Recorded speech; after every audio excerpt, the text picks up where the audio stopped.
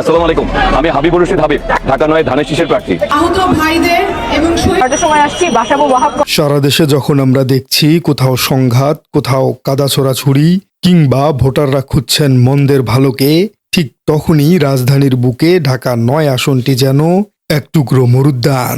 এখানে ভোটাররা এক অদ্ভুত কিন্তু পজিটিভ সংকটে ভুগছেন।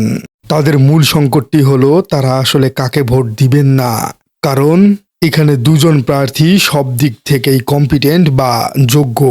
একদিকে বিএনপির পরীক্ষিত সৈনিক ৩৮ বছরের রাজনৈতিক অভিজ্ঞতা সম্পূর্ণ হাবিবুর রশিদ হাবিব, এবং অন্যদিকে রয়েছেন ইউকের সিকিউরড ক্যারিয়ার ছেড়ে আসা তারুণ্যের ক্রেজ এবং স্বতন্ত্র প্রার্থী ডাক্তার তাসনিম জারা। রাজনীতি বিশ্লেষকরা এই লড়াইকে বলছেন দ্য ব্যাটেল অব ক্লাস বা রুচিশীলতার লড়াই। আজকের পর্বে আমরা দেখব একজন অভিজ্ঞ রাজনীতিবিদ যখন ভোটারদের বলেন আমার ব্যাকগ্রাউন্ড চেক করুন, তখন সেটা কতটা কনফিডেন্সের পরিচয় দেয়, আমার সম্বন্ধে জেনে ভালো পাইলে ভোট দিন।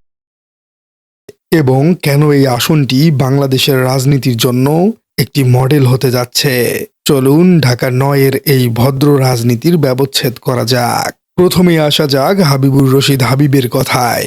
বাংলাদেশের রাজনীতিতে সাধারণত প্রার্থীরা বলেন আমাকে ভোট দিন, আমি ব্রিজ করে দিব। কিন্তু হাবিবুর রশিদ যা বলছেন, তিনি ভোটারদের দুয়ারে গিয়ে বলছেন ৫৩ বছর ধরে আপনাদের সাথে আছি, ৩৮ বছর রাজনীতি করেছি, গোপনে আমার খবর নিন, যদি কোনো চাঁদাবাজি বা জুলুমের প্রমাণ পান আমাকে ভোট দিবেন না। একে বলা হয় দ্য ওপেন বুক চ্যালেঞ্জ। নিজের চরিত্রের উপর বা পলিটিক্যাল ইন্টিগ্রিটির উপর কতটা আস্থা থাকলে একজন মানুষ এভাবে নিজেকে অডিট করার আহ্বান জানাতে পারেন। তিনি ভোট ভিক্ষা চাইছেন না, তিনি তার সততার সার্টিফিকেট চাইছেন। এই এলাকায় তিনি সজ্জন ব্যক্তি হিসেবেই পরিচিত। দলের বাইরেও সাধারণ মানুষ তাকে সম্মান করে, যদিও বর্তমানে বিএনপি বাংলাদেশের ৯১% অপরাধের সাথে জড়িত। হাবিবুর রশিদের জীবনের একটি ঘটনা ভোটারদের আবেগে আপ্লুত করেছে। তিনি তার মায়ের কাছে একটি ব্যাগ গুছিয়ে রাখতে বলতেন, যেই ব্যাগে থাকতো জেলখানার কাপড় চোপড়। চিন্তা করুন কতটা অনিশ্চয়তা আর ত্যাগের মধ্যে দিয়ে তিনি রাজনীতি করেছেন। এরশাদ বিরোধী আন্দোলন থেকে ২৪-এর গণ অভ্যুত্থান, তিনি সবসময় ফ্রন্টলাইনে থাকার চেষ্টা করেছেন, বহুবার জেল খেটেছেন, রিমান্ডে নির্যাতন সহ্য করেছেন। এই যে স্যাক্রিফাইস, এটা ভোটারদের মনে গভীর শ্রদ্ধাবোধ তৈরি করেছে। তারা ভাবছেন যে লোকটা গণতন্ত্রের জন্য জীবনের যৌবনটা জেলে কাটিয়েছে, তাকে কি আমরা শেষ বয়সে সম্মান দেব না? হাবিবুর রশিদ এখানে কেবল বিএনপির প্রার্থী নন, তিনি এই আসনের রাজনৈতিক ইতিহাসের সাথেও জড়িত। সাধারণত বিএনপির অনেক প্রার্থীর বিরুদ্ধে অতীত দুর্নীতির অভিযোগ থাকে, কিন্তু হাবিবুর রশিদ সেই তালিকার কিছুটা বাইরে। তিনি রাজনীতিকে ব্যবসা হিসেবে হয়তো পুরোটি নেননি। তার এই ক্লিন ইমেজ তাকে এমন একটি অবস্থানে নিয়ে গেছে যে আওয়ামী লীগের নীরব ভোটাররাও হয়তো তার সততার কারণে তাকেই বেছে নিবেন। এবার আসা যাক তাসনিম জারার দিকে। রাজনীতিতে সাধারণত আমরা দেখি বিদেশ থেকে নেতারা আসেন মূলত অবসর কাটাতে, কিন্তু ডাক্তার তাসনিম জারা এসেছেন তার ক্যারিয়ারের পিক টাইমে। যুক্তরাজ্যের ন্যাশনাল হেলথ সার্ভিস বা NHS এর সিকিউরড লাইফ, হাই স্যালারি এবং আরামদায়ক ভবিষ্যৎ সবকিছু এক নিমিষে ছেড়ে দিয়ে তিনি ঢাকার ধুলোবালি আর ঘামের রাজনীতিতে নেমেছেন। রাষ্ট্রবিজ্ঞানে একে বলা হয় রিভার্স ব্রেন ড্রেন। সাধারণত মেধাবীরা দেশ ছাড়ে, কিন্তু তাসনিম জারা দেশে ফিরেছেন। এই একটি সিদ্ধান্তই তাকে হাজার হাজার তরুণদের আইকনে পরিণত করেছে। রাজনীতিতে তাসনিম জারা হলেন ক্লিন স্টেট বা সাদা ক্যানভাস, যার কোনো অতীত রাজনৈতিক ব্যাগেজ নেই, কোনো দুর্নীতির দাগ নেই, কোনো ভাই ব্রাদারের সিন্ডিকেট নেই।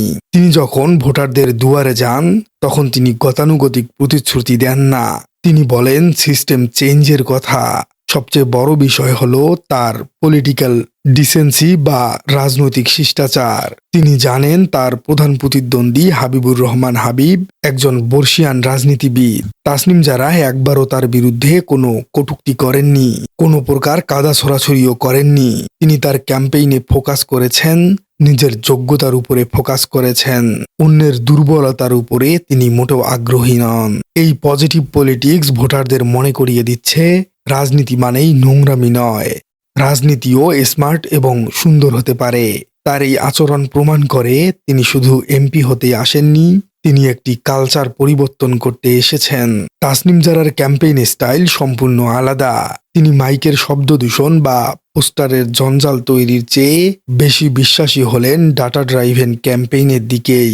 এটি একদল দক্ষ ও শিক্ষিত ভলান্টিয়ার টিম তৈরি করেছেন। এই তরুণরা ট্যাবে বা নোটবুকে ভোটারদের সমস্যার কথা নোট করছে এবং তাসনিম জারাকে দিয়ে সমাধান করার চেষ্টা করছেন। এই বিষয়টিকে বলা হয় সলিউশন ওরিয়েন্টেড পলিটিক্স। তিনি ভোটারদের ইমোশন দিয়ে নয়, বরং লজিক দিয়ে কনভিন্স করছেন। সোশ্যাল মিডিয়ায় তার যে জোয়ার বা ডিজিটাল ওয়েব তৈরি হয়েছে তা কোনো পেইড বুস্টিং নয়, বরং পুরোটাই অর্গানিক। মানুষ তাকে বিশ্বাস করছে কারণ তিনি কথা ও কাজে মিল রাখছেন। তার ক্যাম্পেইনে কোনো মাসুল পাওয়ার নেই, আছে শুধু ব্রেইন পাওয়ার। তবে ঢাকা ৯ আসনের এই দ্বিমুখী লড়াইয়ে আরও একটি নাম কিন্তু নীরবে বড় ফ্যাক্টর হয়ে উঠতে পারে।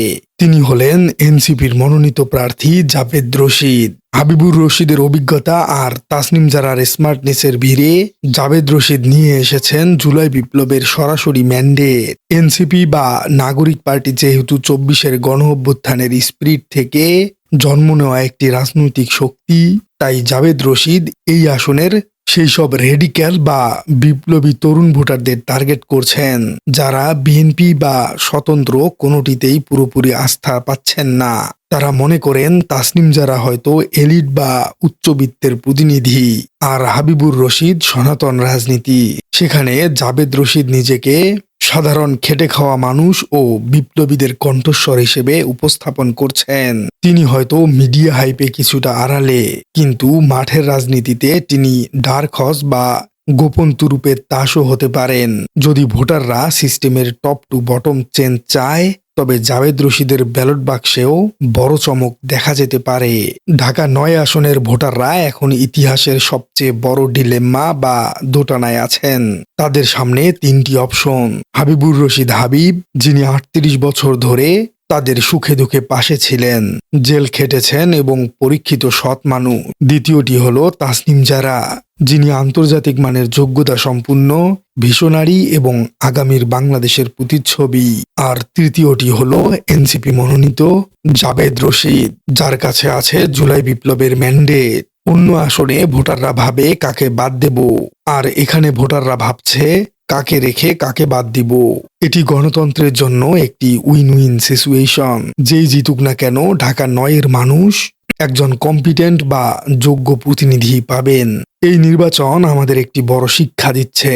যদি প্রার্থীরা সৎ হন, যদি তাদের ইন্টিগ্রিটি থাকে, তবে রাজনীতিতে সহিংসতা বা ভায়োলেন্সের কোনো জায়গা থাকে না। ১২ই ফেব্রুয়ারি ঢাকা ৯-এর ভোটাররা যখন ব্যালট পেপার হাতে নিবেন, তখন তাদের হাত কাঁপবে না, বরং গর্বে বুক ভরে যাবে। কারণ তারা জানেন তারা কোনো চোর বা মাস্তানকে ভোট দিচ্ছেন না। হাবিবুর রশিদের ৩৮ বছরের ত্যাগ, নাকি তাসনিম জারার আধুনিক ভীষণ, নাকি জাভেদ রশিদের জুলাইয়ের শক্তি, শেষ হাসি আসলে কে হাসবে তা হয়তো সময়ই বলে দিবে।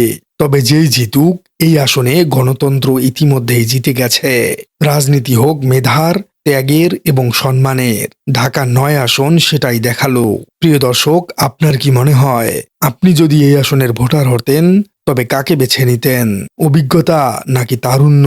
কমেন্টে জানিয়ে দিন আপনার মূল্যবান মতামত। আর আপনার রাজনীতি চ্যানেলে নতুন হয়ে থাকলে চ্যানেলটি সাবস্ক্রাইব করার অনুরোধ থাকলো। দেখা হচ্ছে পরবর্তী কোনো ভিডিওতে।